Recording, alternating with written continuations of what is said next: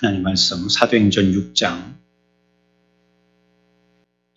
그때 제자가 더 많아졌는데 헬라파 유대인들이 자기의 과부들이 매일의 구제에 빠짐으로 히브리파 사람을 원망하니 12사도가 모든 제자를 불러 이르되 우리가 하나님의 말씀을 제쳐놓고 접대를 일삼는 것이 마땅하지 아니하니 형제들아 너희 가운데에서 성령과 지혜가 충만하여 칭찬받는 사람 7을 택하라. 우리가 이 일을 그들에게 맡기고 우리는 오로지 기도하는 일과 말씀 사역에 힘쓰리라 하니. 아멘. 우리는 이 복음이 언제나 하나님에게서 출발하는 메시지라는 점을 살펴보았습니다. 인간들은 여러 면에서 참 많이도 다릅니다.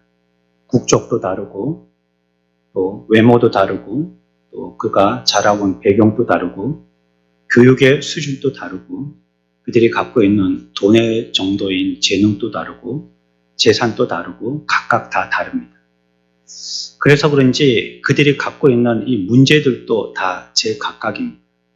다양한 문제들을 안고 있고 또 특히나 그 문제에 대해서는 자기가 우주에서 제일 큰 문제를 안고 있는 것처럼 심각하게 그 어려움들을 생각합니다.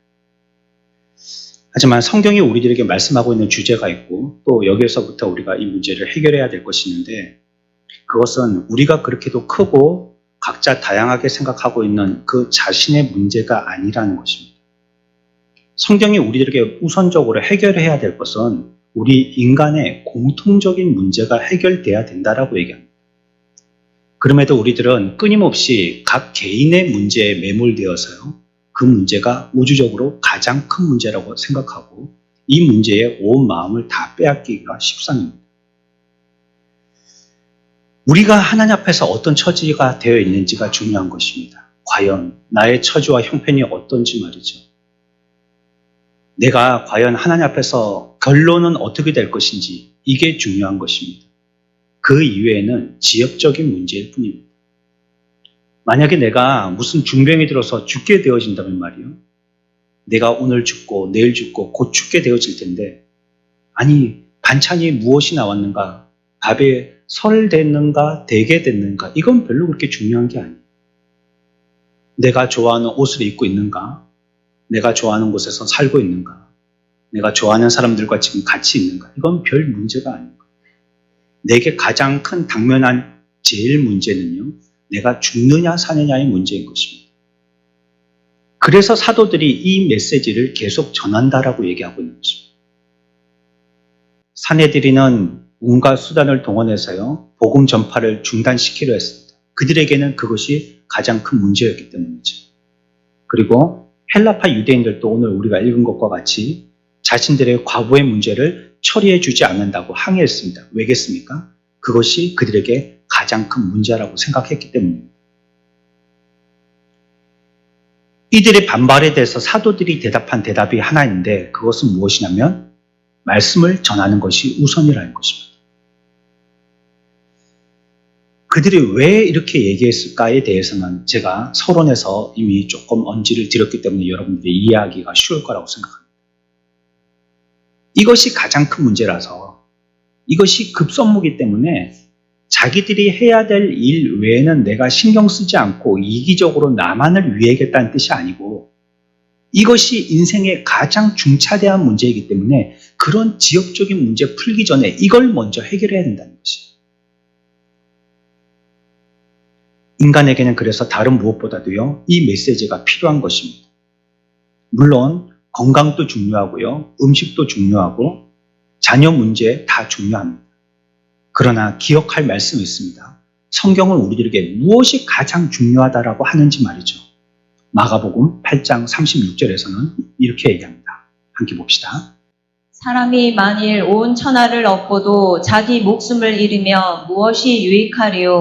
만약에요, 인간이 하나님의 무서운 심판을 피할 수 없는 존재가 되어서 하나님과 원수와 관계가 되어서 그와 맞붙어 있다면 말이죠. 내 아픔과 고통과 개인적인 문제가 해결되어지는 것이 그게 무슨 소용이 있느냐는 것이. 결국은 이 세상에서 살다가 잠깐의 우리가 누리기 원하는 행복을 맛보고 잠깐 그렇게 기뻐할 수는 있지만 그것이 원리적인 또 원본적인 또 가장 중대한 문제의 해결은 절대 아닌 것이거든요. 내가 지금 배가 고픈데 사탕 한 개 빨았다고 그게 무슨 나의 배고프게 하는 이런 기근을 달랠 수 있다는 말입니다. 개인적인 문제들은요, 그렇기 때문에 사도들 앞에는 더 이상 중요하지 않다라고 여겨진 것이 더 큰 문제가 있기 때문에. 사도들은 다른 일을 하는 사람이 아닌 복음을 선포하는 자들이었습니다. 복음은 말 그대로 이 세상에 전해지게 되어지는 가장 영광스럽고도 좋은 소식이기 때문에 이 말씀을 2순위로, 차순위로 제쳐 놓을 수가 없었던 것입니다. 오늘날 또 이 말씀을 듣지 못해서 많은 사람들이 죽어가고 있는 것입니다. 이게 문제입니다. 하나님은 바로 이 일을 위해서 저와 여러분들을 부르시고 오늘 우리가 읽었던 본문에 사도들을 부르신 것입니다. 그리고 우리들에게 이렇게 명령하셨습니다. 이사야 40장 1절 말씀 함께 읽겠습니다.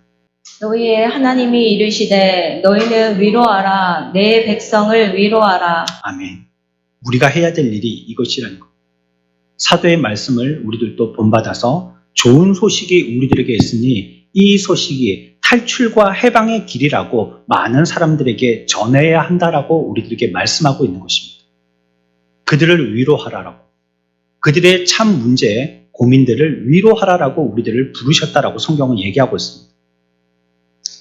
사람들은 나름대로 이 방법을 해결하려고 자신의 방법을 쓰거든요. 이 문제를 해결하려고.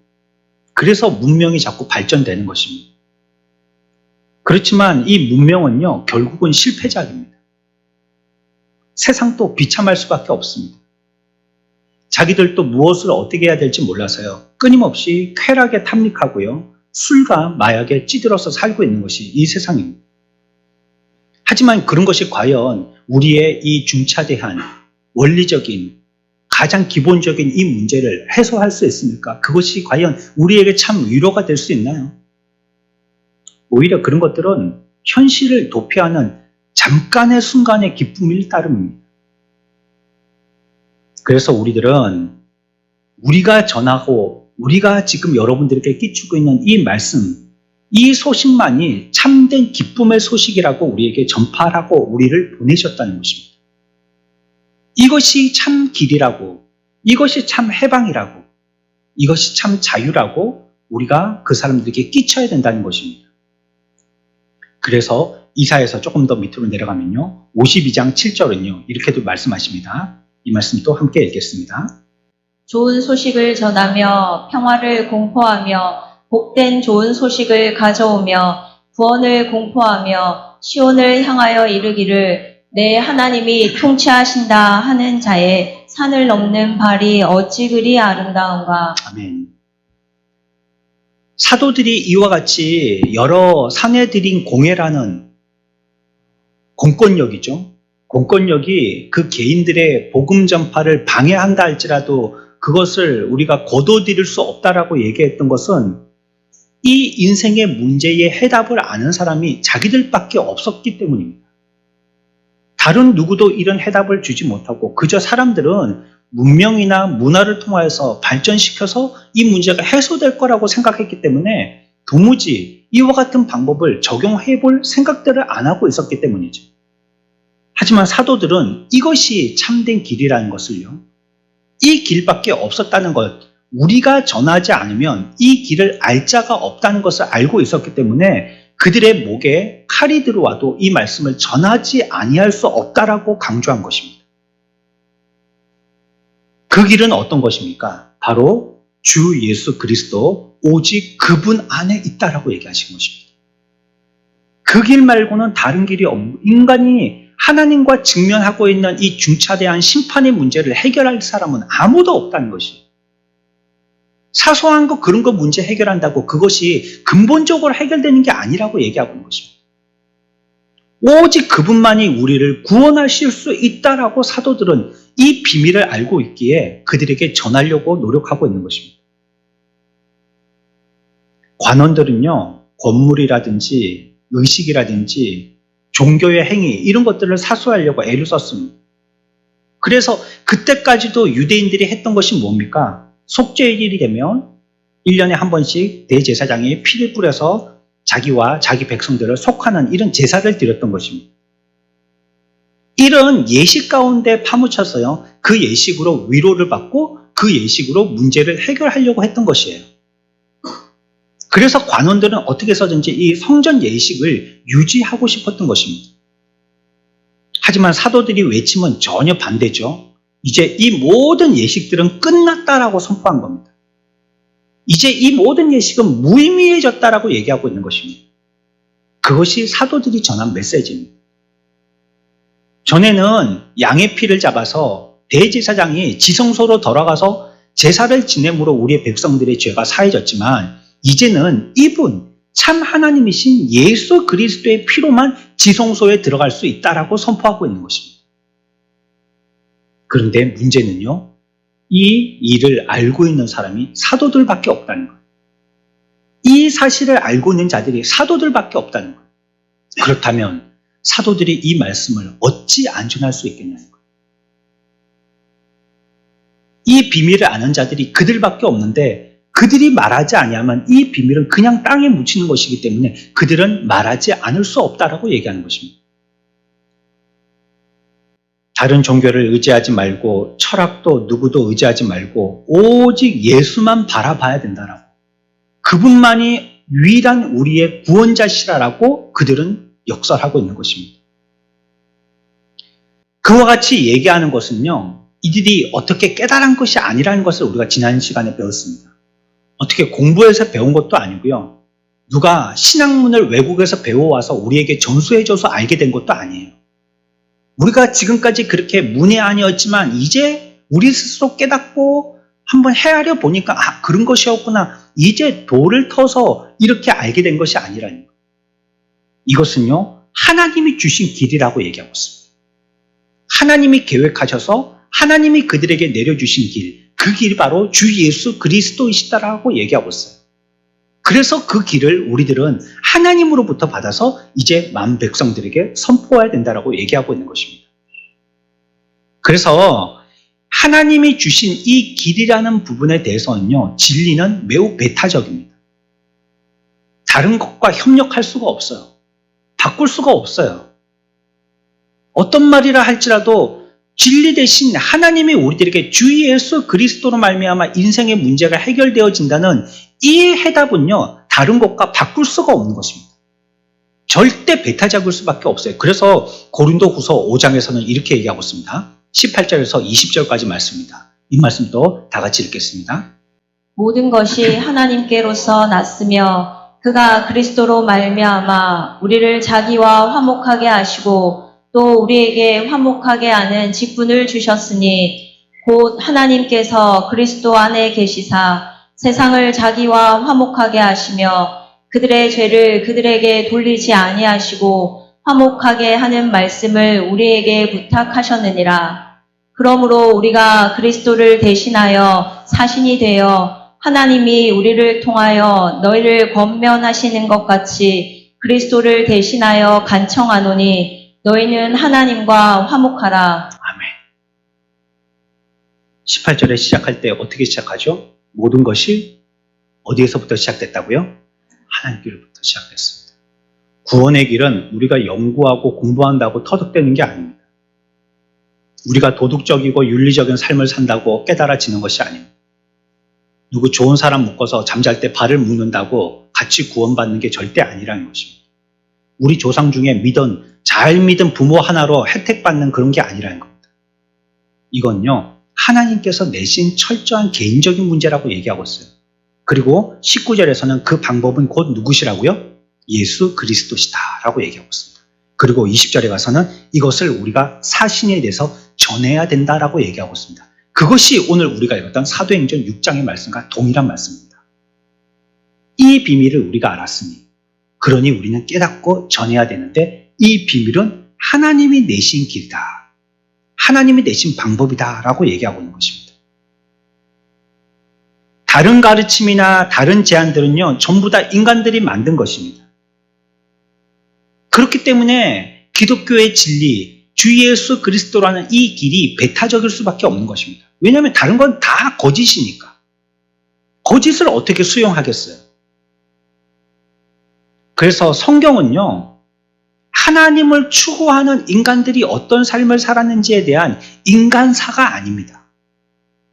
어떤 사람들은 성경을 역사라고 얘기하는데요. 역사라는 말은요, 인간의 역사라는 뜻입니다. 사람들의 스토리라는 뜻이에요. 그게 역사입니다. 근데 성경은 역사가 아닌 게요, 이거는 인간에 대한 얘기를 하고 있는 책이 아니고요, 인간을 구하러 오신 하나님에 대한 얘기입니다. 창조 이야기는요, 그래서 하나님께서 어떻게 만물들을 만드셨는지로부터 시작됩니다. 사람들이 이 만물들을 어떻게 여겼는지가 아니고요, 하나님이 이 인간들과 만물들을 어떻게 지으셨는지부터 시작한다는 거예요. 만들 때도요, 대충 만들지 않으셨고 하나님이 그와 같은 속성을 갖고 계시기 때문에 세상의 만물들을 만드실 때도 완벽하게 만드셨습니다. 하지만 인간들이 죄에 타락되었습니다. 그때 하나님은 어떻게 하셨느냐? 창세기 3장 8절 봅시다. 창세기 3장 8절입니다. 완벽하게 지어진 에덴 동산에 죄가 틈타서 인간들이 타락되었을 때 하나님은 하늘에 뒷짐지고 계셨냐면 절대 그렇지 않다라고 말씀하십니다. 3장 8절 함께 읽겠습니다. 그들이 그날 바람이 불 때 동산에 거니시는 여호와 하나님의 소리를 듣고 아담과 그의 아내가 여호와 하나님의 낯을 피하여 동산 나무 사이에 숨은지라. 아멘. 그들이 죄 가운데 있을 때요, 하나님이 가만히 있지 아니하고 어떻게 했다고요? 동산 내려와서 어떻게 하셨다고요? 거니셨다는 겁니다. 이 말은요, 하나님이 이 땅에 구원의 문제를 해결하기 위해서 내려오셨다는 겁니다. 우리가 이거 어떻게 하지? 이거 죄를 졌는데 하나님 앞에 범법했는데, 이 너무 큰 부끄러움을 당하게 됐는데, 이 양심에 콩쾅콩쾅거리는 이런 느낌은 뭘까 이게? 생전 처음 느껴보는 건데 내가 어떻게 해야 되는 거지? 이거 하나님 앞에서 방황하고 혼돈 가운데 있을 때 그 문제를 해결하려고 인간들이 하나님께 우러른 것이 아니고 어떻게 하셨어요? 하나님이 인간들에게 찾아 내려오셨다는 겁니다. 그래서 에덴에서부터도요, 죄 지었던 인간들의 문제를 해결하는 것은요, 인간이 아니셨고 누구였었어요? 하나님이셨습니다. 구원의 문제는 인간의 노력으로 안 되는 거예요. 하나님이 그 길을 내셔야지만 인간의 문제가 해결되어지는 것입니다. 그래서 성경의 기록은요, 내려오신 하나님에 대한 기록입니다. 이 땅에 내려오신 하나님, 우리들에게 내려오셔서 구원을 베푸시는 하나님, 이 땅에 낮고 천하게 내려오셔서 우리들을 섬기시고 구원을 베풀어 주셨던 하나님, 거기에 대한 스토리가 바로 성경인 것입니다. 창세기 3장은 그래서 여자의 후손이 뱀의 머리를 상하게 할 것이라는 약속으로부터 시작되어집니다. 또 하나님은요, 아담과 하와에게 후손이 오리라 라고 말씀하십니다. 그래서 나라가 필요했던 것이고, 그래서 아브라함이라는 한 사람을 택하셨던 것이고, 그 사람을 통하여서 후손이 나오게 하고 나라가 만들어지게 한 것입니다. 이와 같은 구원의 스토리는요, 구약에 보면 각 시대마다 각 여러 사람들에게서 각기 다른 방식으로 다 메시아가 오신다고 보고되어지고 소식이 전해지고 있는데, 그 시작은 하나님께로부터 시작되어진 것입니다. 이것이 구약 성경의 메시지이죠. 결국 약속하신 그 구원자가 하나님이 약속하신 대로 이 땅에 오신다는 뜻입니다. 메시아를 보내신다는 소식, 그 소식을 많은 선지자들과 왕과 제사장들이 전한 것이 바로 구약 성경입니다. 그 메시지의 내용은 한결같았죠. 이 모든 것이요, 전부 하나님께로부터 나온 것입니다. 하나님께로부터 나오지 아니한 것은 거짓된 것이고 부패되는 것입니다.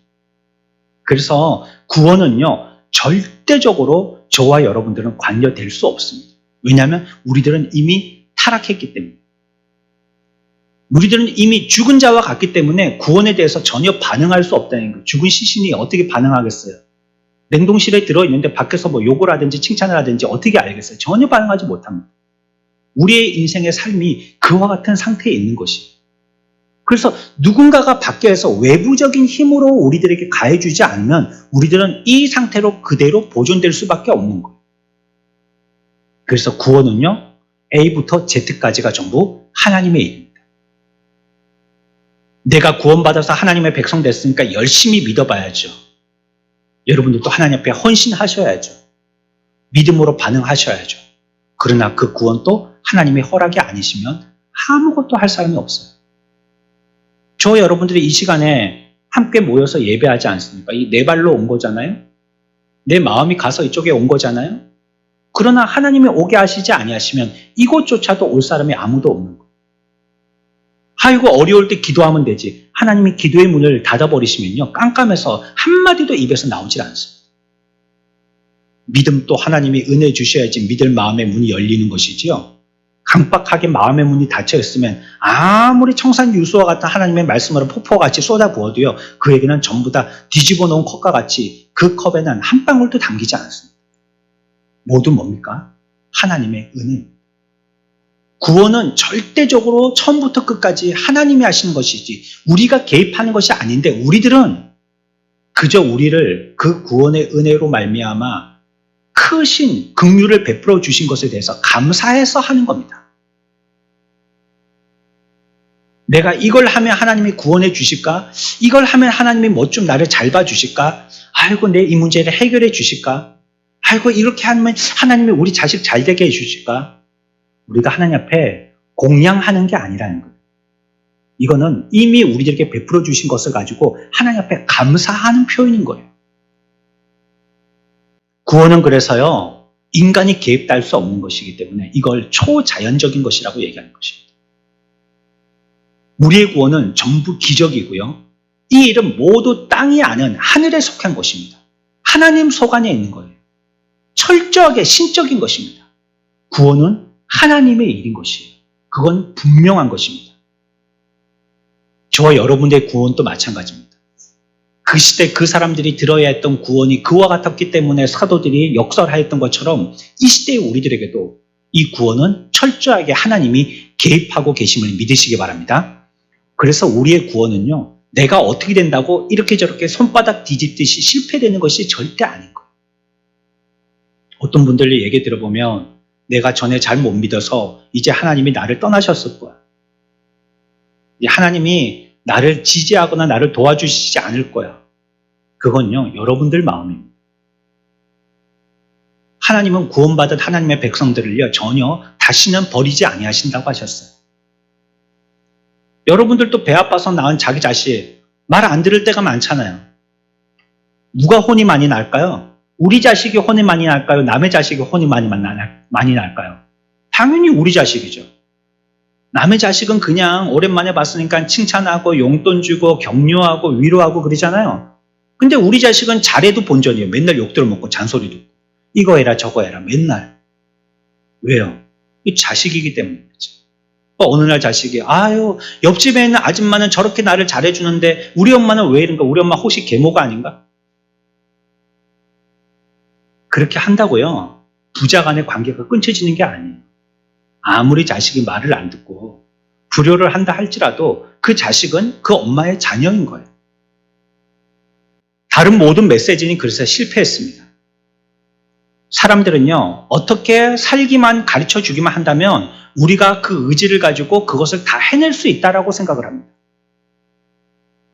하지만 인간에게는요, 스스로 구원할 능력이 제로입니다. 그래, 구약이 뭘 얘기합니까? 위대한 여러 훌륭한 인물들을 얘기하고 있지 않습니까? 근데 그들의 결론은 뭐죠? 그렇게 훌륭해서 결론은 어떻게 됐다는 겁니까? 결국 다 실패했다는 겁니다. 훌륭한 왕들, 지금 이스라엘 사람들이 그들의 위대한 선구자로 생각하고 있는 다윗, 그들의 국기에도 별이 그려져 있는데 그 별은 다윗을 상징하는 것이거든요. 그 다윗도 어떻게 됐습니까? 결국은 말기에 가서 실패했습니다. 어떤 선지자, 예언자, 왕들 다 실패했다는 게 구약입니다. 모든 인생의 활동들은 결국 구원을 위해서 노력해보지만 모두 실패와 패배를 겪었다는 걸 성경은 얘기하고 있습니다. 로마서 3장 20절입니다. 다음 읽읍시다. 그러므로 율법의 행위로 그의 앞에 의롭다 하심을 얻을 육체가 없나니 아멘. 율법은요, 우리가 어떻게 살 것을 말씀하지만요, 율법의 원리는 예수 믿은 사람들이 지켜야 할 도리를 얘기하는 것이지 율법을 통해서 구원받는 방법을 얘기한 것이 아닙니다. 근데 유대인들은 그와 같이 잘못 썼죠. 이미 구원받은 자이기 때문에 어떻게 살 것인가, 이 나라 백성이기 때문에 이 나라 법이 무엇인가를 가르쳐 줬을 뿐이지 그 법을 지켜야지만 그 나라 백성이 된다는 게 아니었단 말이에요. 그렇지만 이 유대인들은 율법을 지킬 능력까지도 힘도 주신다라고 생각한 겁니다. 율법은 전혀 그렇지 못합니다. 지킬 만한 힘과 능력을 주는 것이 율법이 아니에요. 어떤 사람이 되라고 알려주시기는 하지만요, 어떤 사람이 되게 해주시지는 못하는 거예요. 우리를 변화시킬 능력은 없는 것입니다. 저와 여러분들이 무엇을 안다고요? 그 안 것을 다 할 수 있는 것은 아니잖아요. 그래서 로마서 7장 19절에서는 내가 원하는 바 선은 행하지 아니하고 도리어 원하지 아니하는 바 뭘 행한다고요? 악을 행한다는 거예요. 알고는 있는데요, 행하지 못한다는 거예요. 여러분들도 그렇지 않으세요? 우리가 알고 있잖아요. 뭐 하면 되고 뭐 하면 안 되는지. 이 교통법규 지켜야 되는지 알고 있잖아요. 뭐 하면 잘못되는 건지 알고 있잖아요. 그런데 알고 있는데도 한단 말이에요. 길가에 휴지 버리면 안 된다는 거 알고 있잖아요. 근데 어떻게 저렇게 천연덕스럽게 휴지를 갖다가 슈퍼마켓에서 나오자마자 바로 그냥 비닐 까가지고 바로 길거리에다 버리고 가는지 전 이해할 수가 없어요. 어떻게 저렇게 자연스러운지. 차창 밖으로 손만 내밀었다 하면 무조건 그건 담배꽁초 땅에 버리겠다는 뜻이에요. 어떤 사람들은 자기 차에 있는 쓰레기를 갖다가 관광지에 가고 다 쓸어 붓고 박스에다가 부어가지고 밖에다가 버리고 오니까 말이죠. 건강을 위해서 등산 가가지고 거기서 왜 담배를 펴요 또? 네? 그럴 것 같으면 집에서 펴야지 왜 산에까지 와서 좋은 공기로 빨아당기려고 그러는가? 네? 산에까지 가서 또 담배를 핀단 말이에요. 우리가 몰라서 안 하는 게 아니에요. 안 하는데 아는데 우리에게 행할 능력이 없는 거예요. 이제 벌써 올해 반이 훌쩍 지나갔죠. 이제는요, 가을입니다. 가을. 절기로 벌써 입추 지난 지가 한참 됐고요. 지금 밤에 잠잘 때 창을 열어두면요, 매미 소리가 안 들리고요. 이제 귀뚜라미 소리. 그리고 에어컨을 안 켜고 선풍기 안 틀어도요, 이제는 이불을 조금 끌어당겨야 됩니다. 연초에 여러분들 뭘 작정하셨나요? 올해 2023년 시작하면서 뭘 작정하셨나요? 지금 보니까 어때요? 잘 하신 분들도 계시겠지만요, 대부분 작심삼일입니다. 우리 인생들은 그와 같이 실패를 거듭할 수밖에 없는 연약한 인생들입니다. 그리스인들은 위대한 철학자들이 많았잖아요. 하지만 철학자들 대다수가 자살을 했고요. 대다수는 또 변태적인 성관계를 했었습니다. 인간의 머리에서 나온 철학이나 종교는요, 모두 불행의 종교라는 걸 아셔야 돼요. 왜냐하면 거짓되고 부패한 우리에게서 나온 것이기 때문에 그렇다는 거예요. 우리나라 이규보의 동국 이상국집이라는 역사책이 있습니다. 여러분 잘 아시죠? 거기에 보면 한시가 담겨 있는데 차원 공공상인 증박소년 50운이라는 글귀가 있습니다. 이 구절의 내용은 무슨 뜻이냐면 고려 후기의 고승인 유가대사와 소년의 동성애를 묘사한 글입니다. 고려시대의 말이죠. 그런데 고려시대는 이런 글귀가 너무 자주 노출되고 많은 사람들이 알고 있었기 때문에 문화적으로도 전혀 이 일이 이상하지 않은 그런 환경이었다라고 얘기합니다. 그러니까 성적으로 동성애가 만연해 있었다는 겁니다. 고려시대에. 특히 고려 31대 공민왕은요, 왕실 내에서 동성애 조직을 했습니다. 그 이름이 자제위입니다. 그래서 동성애의 애정행각을 벌였던 것으로서 유명한 왕입니다. 처음은 아니었어요. 처음에는 이성애자였지만 자기의 사랑하는 부인을 잃고 난 다음부터 해결할 방법을 얻지를 못해가지고요, 이와 같이 동성애에 빠지기 시작한 겁니다. 결국 국가의 도덕 경계가 무너지고요. 공민왕은요, 그 자제위라는 그 모임 가운데 있던 홍윤이라는 사람에 의해서 살인을 당하게 되어집니다. 그래서 결국 비참한 죽음에 처하게 되어지죠. 그때 그 시대를 지배하고 있었던 종교가 뭡니까? 고려 불교입니다. 그 시대의 유명한 승려들 여러분들 잘 알고 계세요. 대각국사 의천, 보조국사 진울, 태고보우, 이런 유명한 승려들을 우리는 잘 알고 역사책에서 배웠습니다. 또 선정과 교종이라고 체계적인 승려 제도를 마련한 시대였기도 했습니다. 왕의 스승의 승려를 부를 때 왕사라고 부르고요. 국가의 스승인 그런 승려를 부를 때는 국사라고 불렀어요. 이런 승려들이 온 국가를 지도하고 백성들을 가르쳤던 시대였습니다. 몽골의 침략을 불력으로 막아보려고 만든 것이 그때 유명한 합천해인사의 뭐죠? 팔만대장경입니다. 그 시대가 언제예요? 고려시대입니다. 세상이 만든 모든 종교들은 부정적이고 억압적입니다. 그리고 그것이 우리들에게 참 자유를 주지 못해요. 결국 어디에서 나왔냐? 여기서 나왔기 때문에. 여기서 나온 지식이라는 것은요, 부패했기 때문에 그럴 수밖에 없는 것이에요. 사람들을 해방하기는커녕 오히려 그것 때문에 여기서 나온 지식 때문에 모든 인간들을 더욱더 부패하게 만드는 것입니다. 거기에는 참 행복도 기쁨도 없습니다. 사람은 자신을 절대 구원할 수 없습니다. 내가 내 자신을 구원하지 못하는데, 스스로도 왕이 돼서 자기를 다스리지 못하는데 어떻게 백성과 국가를 다스린다는 거예요. 그러니까 실패해버렸잖아요. 그러나 복음은 우리에게 유일한 길을 가르쳐준 것입니다. 인간의 과제와 문제와 필요가 뭡니까? 우리에게 필요한 것은요, 단순하게 병 고치는 게 아닙니다. 죄는 우리를 아프게 만들 수 있고 약하고 불행하게 만들 수도 있습니다. 그렇지만 복음의 1차적인 임무는요, 그런 상태에 있는 인간들을 조금 낫게 하고 호전시키는 데 있지 않습니다. 세상의 종교는 이와 같이 이전보다 조금 더 나아지게 하는 데 목적을 두고 있지만 복음은 절대 그렇지 않다는 거예요. 그래서 복음은요, 우리의 병이나 질병, 지역적인 것에 너무 치우치지 않습니다. 복음을 치유의 종교라고 생각하시면 안 돼요. 그것은 구원을 위해서 나타내 보여주신 한 방법일 뿐이에요. 사람을 낫게 하는 게 목적이 아니에요. 그러나 낫게 하면 어떻게 됩니까? 다시 병들잖아요. 한 번 낫게 했다고 영원히 건강할 수 있나요? 아니, 건강하게 살았더라도 결국은 아픔의 마지막 종착역은 뭡니까? 나았지만 결국은 죽는 것 아니겠어요? 이게 성경은 우리들에게 이런 거 주려고 복음을 전하고 있지 않다는 것입니다. 그리고 또한 여기서부터 출발하지도 않아요. 인간에게 첫 번째 문제는요, 이 죄에 대한 책임을 해결하는 문제입니다. 그 죄의 책임에서 어떻게 해방받느냐, 이것이 인간에게 가장 큰 문제인 것입니다. 여기서 출발하지 않는다면요, 그 모든 것들도 사람에서 나온 것이기 때문에 기분 전환입니다. 그냥 기분 좋은 겁니다. 그리고 그냥 마음으로 안정을 위한 심리적인 안정요법입니다.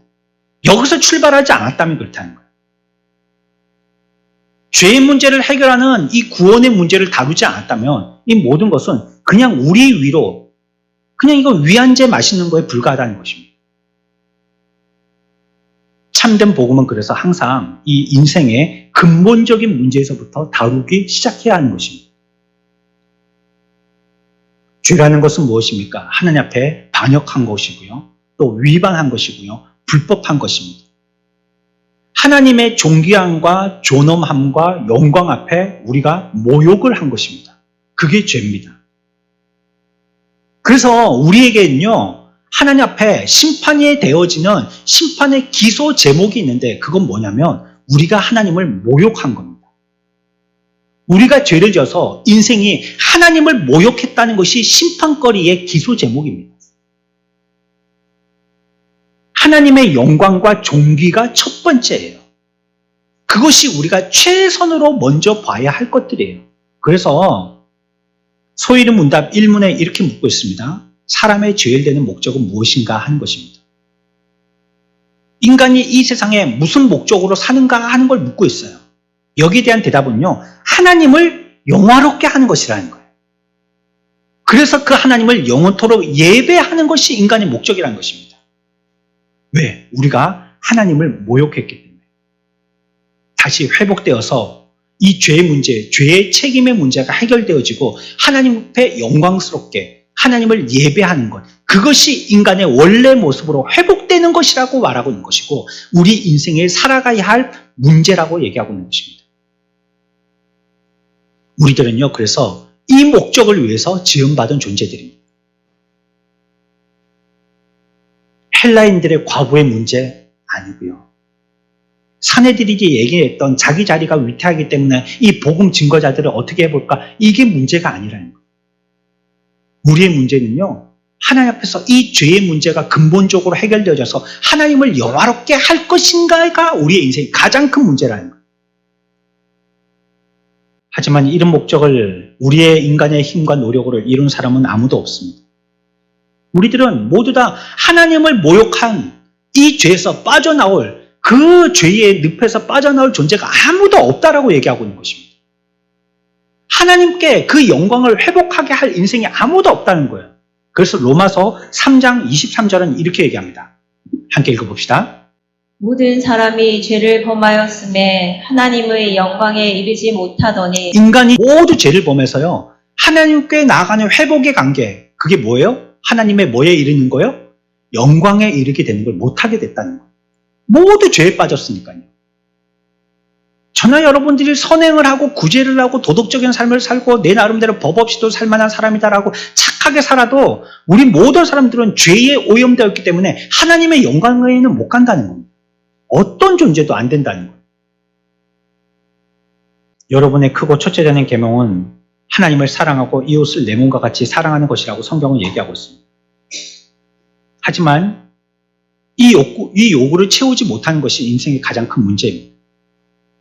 하나님이 사랑의 하나님이니까 그냥 다 죄 지은 인생들을 용서해 주시면 되지 않느냐, 이런 단순한 문제가 아닙니다.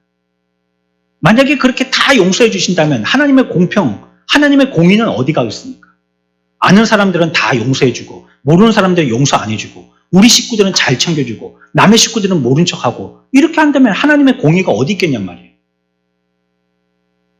그래서 하나님의 아들이 세상에 오신 것입니다. 우리 중에 아무도 자신의 노력을 쫓아서 자신의 힘을 쫓아서 구원할 수 없기 때문입니다. 하나님이 지으신 완벽한 사람이었지만 이 사람들도요, 결국은 그릇된 길로 갔습니다. 하나님이 주신 기회를 그들은 다 놓쳐버리고 말았습니다.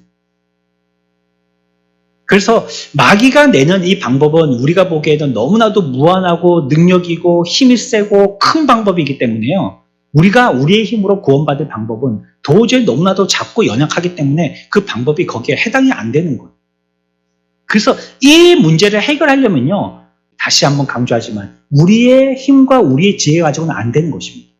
오직 하나님의 영원한 지혜가 아니고서는 안 된다는 것을 깨달아야 되는 거예요. 이제 염소나 황소의 피와 암송아지의 죄를 가지고 우리의 죄를 씻지 못한다고 성경은 얘기합니다. 심지어는 인간의 피를 뿌려도 안 된다는 것이에요. 그래서요, 하나님께서 이 가운데에 새로운 하나님의 인간을 실패하고 타락하여서 무능력한 인간에서 이제 새롭게 이것을 회복할 수 있는 인간을 만드신 것입니다. 그 인간은 신성과 인성을 연합하여진 새로운 창조 인간이었습니다. 황소와 염소의 제사를 명하셔서 이스라엘 백성들이 아침 저녁으로 동물을 죽여서 피 흘리게 하셨지만 이 방법은요, 오직 세상 죄를 지고 가는 하나님의 어린 양의 예언이자 예표로서 앞에 있는 그 제사는 그저 우리들에게 표본일 뿐이었고 이제 이와 같은 어린 양을 우리에게 나타내 보여주셔서 그와 같은 새로운 창조된 존재가 우리들에게 이 문제를 해결해 주실 거라고 구원의 방법을 하나님이 내신 겁니다. 우리가 인간이기 때문에 하나님의 아들도 인간이 되셔야만 했었던 것입니다. 하나님의 상태로는 안 되는 것이에요. 육신이 되어야지만 우리의 대표가 될 수 있었기 때문입니다. 또 인간의 모습만으로도 안 되죠. 우리에게는 인간 이상의 존재가 필요했습니다. 그래서 하나님이시면서 인간이신 분이 필요했던 것입니다. 주 예수 그리스도로 말미암아 우리의 죄의 형벌을 지시고요. 죽음을 통과하실 수 있는 분이시고 죽음에서 살아나셔서 구속할 수 있는 분이시고 하나님 앞에서 우리를 대변하실 수 있는 분이시고 마지막 날 우리를 온전케 하여서 그의 임재 앞에 세울 수 있는 분이셔야만 했다는 거예요. 이것이 복음의 메시지입니다. 그러니 여기에 해당되는 것은요, 오직 하나님이 직접 새롭게 만드신 예수에게만 해당되는 것입니다. 다른 방법이 없어요. 이것이 유일한 길입니다. 그래서 예수님이 물으셨습니다. 마지막 십자가에 돌아가실 때도 하늘의 아버지, 이 방법 말고는 없나요? 이 잔을 피하고 다른 방법은 없나요? 하늘에서 대답이 들려옵니다. 그렇다. 다른 방법은 없다. 인생에게는 다른 방법이 없다. 오직 내가 내놓은 너로 말미암은 구원받는 이 방법밖에는 없다. 그 말을 들었을 때 예수님은 그러면 하나님의 뜻대로 하십시오 라고 자신을 내어 맡긴 겁니다. 왜? 하나님이 내신 하나님의 방법밖에 없다고 하니까 말이죠. 그래서 예수님은요, 도수장으로 끌려가는 양과 같이 갈보리로 걸어가신 것입니다. 자기에 대해서는 전혀 변호하지 않으셨어요. 그리고 사람들은 스토리대로 그를 나무 십자가에 못 박았습니다. 이런 일들이 왜 생겼다라고 생각하십니까? 유대인들이 독한 마음을 품고 있었기 때문일까요? 빌라도가 재판을 잘못했다고 생각했기 때문일까요? 아니면 베드로가 예수님에 대해서 증인을 서줘야 되는데 증인을 쓰지 않았기 때문이었다고 얘기할 수 있을까요? 성경은 뭐라고 얘기하고 있냐면요, 그렇지 않다는 거예요. 비록 나타나는 인물들은 제각기의 자기의 임무들을 완수하면서 거짓된 방법들을 쓰고 그로 말미암아 예수 그리스도가 십자가의 갈보리로 갈 수밖에 없는 상황과 형편을 만들고 있지만 궁극적인 것은 그런 이유 때문이 아니라고 얘기하고 있는 것입니다. 고린도후서 5장 21절 말씀입니다. 함께 읽읍시다. 하나님이 죄를 알지도 못하신 이를 우리를 대신하여 죄로 삼으신 것은 우리로 하여금 그 안에서 하나님의 의가 되게 하려 하심이라. 뭐라고 말씀하십니까? 바로 이 일을 행하신 분은 하나님이시라고 얘기하시는 거예요. 예수님이 이와 같이 갈보리 십자가에 죽으셨던 것은 그 많은 보이는 부정적으로 느껴지는 그 사람들이 그 역할을 했기 때문이 아니에요. 베드로 때문도 아니고 빌라도 때문도 아니라는 거예요. 옆에 달렸던 한 강도 때문도 아니고요. 율법사들이나 바리새인과 서기관들 때문도 아니라는 거예요. 죄는 우리가 졌는데 이 문제를 해결하려고 누가 내신 방법이에요? 하나님이 내신 방법이에요. 십자가에 달리신 것은 하나님이 하신 것입니다. 그래야지만 저와 여러분들이 구원받을 수 있기 때문에 이게 유일한 하나님이 내신 출구이고 비상구이기 때문에 이 방법밖에 없기 때문에 하나님이 하신 겁니다. 하나님이 죄를 알지도 못하신 이를 우리를 대신하여 죄로 삼으신 것은 우리로 하여금 그 안에서 하나님의 의가 되게 하려고 전부 다 그 주체가 누구를 얘기하고 있습니까? 하나님의 의를 하나님이 하셨다는 것을 강조하고 있습니다. 구원은요, 하나님의 방법밖에 없습니다. 그 방법이 뭐라고요? 바로 예수 그리스도입니다. 이 방법밖에는 우리가 구원받을 수 있는 방법이 전혀 없는 거예요. 그러니 이 방법을 어떻게 알고 있는 사도들이 얘기 안 할 수 있냔 말이에요. 이 방법밖에 없는데 다른 방법이 있다면 가만히 있겠죠. 다른 사람들이 얘기하려고 한 발 뒤로 뺄 수 있겠죠. 점점 빼고 다른 사람들이 얘기할 때 나는 그냥 함구하고 있고 기다려볼 수도 있겠죠. 그러나 그렇게 할 수 없는 것은 이 방법밖에 없기 때문이에요. 그 방법을 우리만 알고 있기 때문이에요. 하나님은 예수님을 때리시는 하나님으로 표현되고 있습니다. 진노를 예수님에게 쏟아부으신 하나님으로 십자가는 그려지고 있는 거예요. 십자가가 그래서 영광은 아니에요. 사실. 십자가는 너무나도 치욕이고 십자가는 너무나도 고통인 거예요. 여러분들이 십자가를 배지로 달고 있다면 그런 의미로 다셔야지 돼요. 차에 십자가를 달고 계신다면 이게 영광의 십자가가 아님을 기억하고 달고 계셔야 돼요. 그분의 고통이고 그분의 치욕이고 하나님이 우리를 구원하시려는 유일한 방법에 십자가의 그 고난, 그것이 그 십자가의 의미라는 것을 기억하셔야 돼요. 하나님이 아버지신데 자기의 친아들을 직접 매로 치시고 결국은 아브라함이 이삭을 죽이려고 했던 그는 모션만 취했지만 하나님은 진짜 죽여버리신 거예요. 그게 하나님의 방법입니다. 그래서 저와 여러분들이 구원받게 된 겁니다. 내가 잘나서 구원받은 게 아니에요. 내가 예수 믿어서 구원받은 게 아니에요. 내가 교회에 와서 구원받은 게 아니에요. 우리 부모가 예수 믿는 부모기 때문에 구원받은 게 아니에요. 구원은요, 하나님이 우리를 구원의 길로 인도하여 주셨기 때문에 구원받은 거예요. 이게 아니군요. 없어요. 다른 방법 죽었다 깨나도 없어요. 아니었다면 예수님이 안 죽으셨을 거예요. 다른 방법이 있었다. 이와 같은 절대적인 증거로 보여주신 것이 예수 그리스도의 부활이시고요. 40일 후에는 감람산에서 승천하셨고요. 하나님 우편에 앉아 계시고요. 지금도 통치하고 다스리고 계시는 하나님으로 회복의 날을 기다리고 지금도 하나님 우편에 앉아 계신 분이셔요. 사도들이 전한 메시지는 이것입니다. 그래서 사도들은 뭐라고 얘기합니까? 더 이상 성전에 가지 마라. 그리고 더 이상 제사장 직분을 세우지 마라. 더 이상 황소나 염소를 잡지 마라. 더 이상 의식을 지속하지 마라. 그 모든 의식의 대표는 이 구원자 하나님이 내신 예수 그리스도를 예표할 뿐이니까 그분이 참 실상으로 구원자가 되셨으니까 이제 허상들은 더 이상 할 필요가 없다라고 선포하고 있는 것입니다. 로마서 10장 4절 말씀입니다. 다 같이 읽습니다. 그리스도는 모든 믿는 자에게 의를 이루기 위하여 율법의 마침이 되시니라. 아멘. 무엇에 마침이 된다고요? 그렇게 지금까지 구약시대 사람들이 행해왔던 것, 신약시대 때까지 이어져 왔던 것, 모든 종교적인 의식들, 그렇게 해야지만 될 거라고 믿어왔던 것. 그러나 이 모든 것들은 그분을 믿음으로 말미암아 그분에게서 다 이루어진 것이 됐다는 거예요. 율법의 마침이 되셨다라고 성경은 얘기하고 있는 것입니다. 성경의 메시지는 우리에게 하나님의 말씀으로 돌아가서 더 나은 삶을 살으라는 것이 아닙니다. 돌아가서요, 여러분들이 열심히 노력하고 수고하라는 것이 아닙니다. 그거는 종교입니다. 그런 삶을 여러분들에게 촉구한다면 그건 종교예요. 복음 메시지는요, 우리는 아무 힘도 없다라고 얘기하고 희망도 없다라고 얘기하고 우리는 분명히 저주받을 죄인이라고 얘기합니다. 그러나 하나님의 아들이신 그리스도께서 우리를 위해서 죽으시고 우리가 받을 형벌을 대신 지셨기 때문에 이제 우리는 아무것도 할 게 없다는 것이 복음입니다. 저와 여러분들이 구원받기 위해서 더 이상 무엇인가 하면 안 된다는 것이 복음이에요. 우리들은 얼마나 하고자비들이 되고요.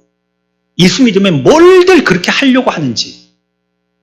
복음은 할 게 없다는 게 복음입니다. 나로서는 할 수 있는 게 아무것도 없는 무능력자가 됐다는 것이 복음입니다. 오직 그 일은 하나님만이 하실 수 있다는 것이 복음입니다. 우리는 그래서 어떻게 하면 돼요? 그저 믿기만 하면 됩니다. 그것이 우리들에게 적용되도록 하기 위해서 우리는 그저 믿기만 하면 되는 거예요. 우리의 영원한 미래를 그분께 맡기기만 하면 되는 것입니다.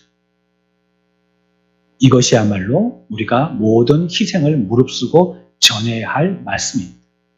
그래서 사도들은 다른 것들은 내 앞에 중요하지 않다라고 생각한 것입니다. 이것이 너무나도 중차대한 문제이기 때문에 이 문제가 너무 큰 해결의 방법이기 때문에 이것을 알리지 않으면 나 말고는 알릴 사람이 없기 때문에 사도들은 그래서 옥중 생활을 반복했던 것입니다. 이 시대를 살고 있는 저와 여러분들, 하나님이 우리들에게 큰 은혜로 베풀어 주신 이 구원에 대해서 감사하며 또 우리들은 하나님의 은혜로 말미암아 믿음으로 살고 있다는 것을 기억하고 우리의 삶에서는 내가 내 힘으로 하려고 하지 말고 전적으로 하나님을 의지하는 믿음의 사람들이 되시기를 축원합니다. 그 외에는 다른 방법이 없는 것입니다. 이 시대에도 우리가 요청하고 이 시대도 우리가 외쳐야 할 것은 바로 이 복음입니다. 그분만이 유일한 길이라는 것입니다. 오직 하나님, 그분이 내신 길, 예수 그리스도 믿는 믿음의 삶들, 복된 삶들 저와 여러분들 다 되시기를 축원합니다.